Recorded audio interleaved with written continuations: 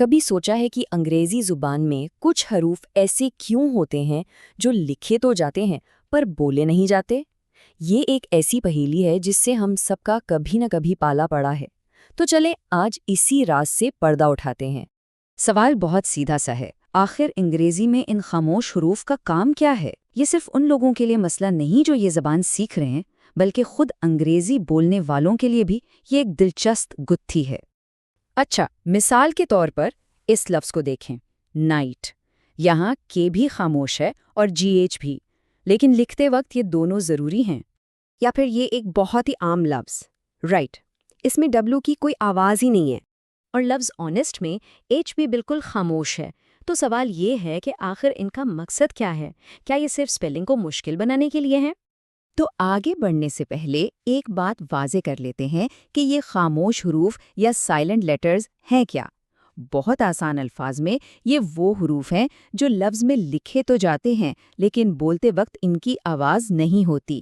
تو ٹھیک ہے، آئیے ایک جاسوس کی طرح اس معاملے کی تہہ تک پہنچتے ہیں۔ ہم ان خاموش حروف کے پیچھے چھپے 4 بڑے سراغوں کو ایک ایک کر کے دیکھیں گے۔ ہمارا پہلا سراغ ہمیں ماضی میں لے جاتا ہے۔ یوں سمجھیں کہ یہ تاریخ کی ایک گونج ہے جو آج بھی سنائی دیتی ہے۔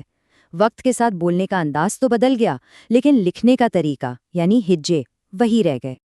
دیکھیں، سینکڑوں سال پہلے کی بات ہے۔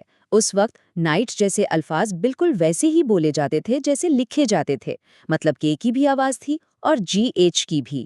لیکن پھر وقت کے ساتھ ساتھ زبان آسان ہوتی گئی، بولنے کا انداز بدل گیا، لیکن سپیلنگ نے اپنی تاریخی شکل کو نہیں چھوڑا۔ اب آتے ہیں دوسرے سراغ کی طرف، جو ہمیں زبانوں کے سفر پر لے جاتا ہے۔ انگریزی نے دنیا کی کئی زبانوں سے الفاظ لیے ہیں اور اکثر ان الفاظ کے ہجے ان کی اصلیت کی کہانی سناتے ہیں۔ اس کی ایک بہترین مثال ہے لفظ ڈیٹ۔ اس میں یہ جو خاموش بی ہے نا، اسے بعد میں شامل کیا گیا تھا تاکہ یہ بتایا جا سکے کہ یہ لفظ لاطینی زبان کے لفظ ڈیبٹم سے نکلا ہے، تو یہ بھی اصل میں اس لفظ کی تاریخ کا ایک نشان ہے۔ ہمارا تیسرا سراغ الفاظ کے آپس کے رشتوں کو ظاہر کرتا ہے۔ کبھی کبھی ایک خاموش حرف ایک ہی خاندان کے مختلف الفاظ کو جوڑنے والی ایک اہم کڑی کا کام کرتا ہے۔ ذرا اس لفظ کو دیکھیں، سائن۔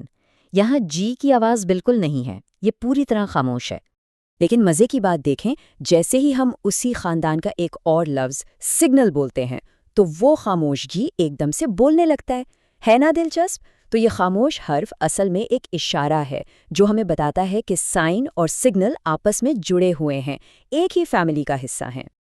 اور اب ہمارا چوتھا اور آخری سراغ، جو کہ بہت ہی عملی ہے۔ خاموش حروف اکثر ان الفاظ میں فرق کرنے میں مدد دیتے ہیں جو بولنے میں بالکل ایک جیسے لگتے ہیں، جیسے رائٹ اور رائٹ۔ بولنے میں دونوں بالکل ایک جیسے ہیں، لیکن رائٹ میں موجود یہ خاموش ڈبلیو پڑھنے والے کو فوراً بتا دیتا ہے کہ یہاں بات لکھنے کی ہو رہی ہے، صحیح یا دائیں کی نہیں۔ یہ چھوٹا سا خاموش حرف ساری کنفیوژن ہی ختم کر دیتا ہے۔ تو ہماری یہ تفتیش اب اپنے اختتام کو پہنچی۔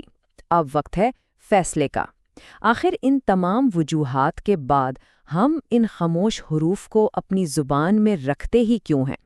تو خلاصہ یہ ہے کہ یہ خاموش حروف بالکل بیکار نہیں ہیں۔ اصل میں یہ ہمیں کسی لفظ کی تاریخ بتاتے ہیں، اس کی اصلیت کی طرف اشارہ کرتے ہیں، اسے اس کے خاندانی الفاظ سے جوڑتے ہیں اور ہم آواز الفاظ میں فرق واضح کرتے ہیں۔ یہ صرف حروف نہیں بلکہ زبان کے اندر چھپے ہوئے کوڈز ہیں۔ تو آخر میں ایک سوال سوچنے کے لیے کہ یہ خاموش حروف غلطیاں نہیں ہیں بلکہ زبان کی تاریخ کے محافظ ہیں۔ اگر آج ہم سپیلنگ آسان کرنے کے لیے ان سب کو ہٹا دیں تو کیا ہم زبان کی وہ گہرائی اور وہ پوری تاریخ نہیں کھو دیں گے جو ان حروف میں چھپی ہوئی ہے؟